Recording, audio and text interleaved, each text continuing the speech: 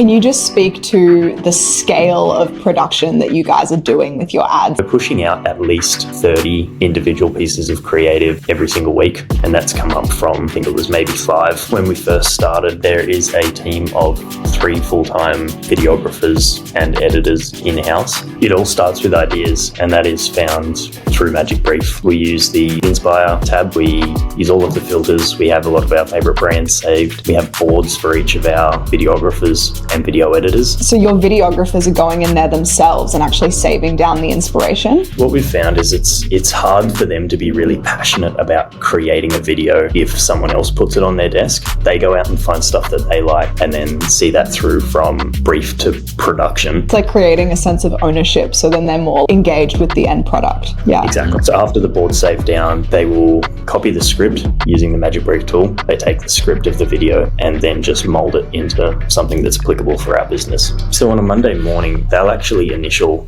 each of the ads that they make, and I'm able to send them all of the ads that they made.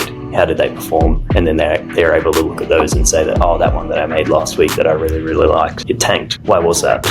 And then they can go in and see, oh, the hook score wasn't very good. Maybe I can film a new hook this week to try and get a bit more performance out of it. A lot of creative people aren't very analytical, so being able to break that down very easily for them, which MagicBrief does, we just tighten that feedback loop, and then the creative process is sped up because they're learning quicker. If we can get the guys going from producing a creative to launching it, to testing it, to scaling it, and then to giving them feedback, that's sort of, I wouldn't say it's the key driver of the business, but it's pretty damn close.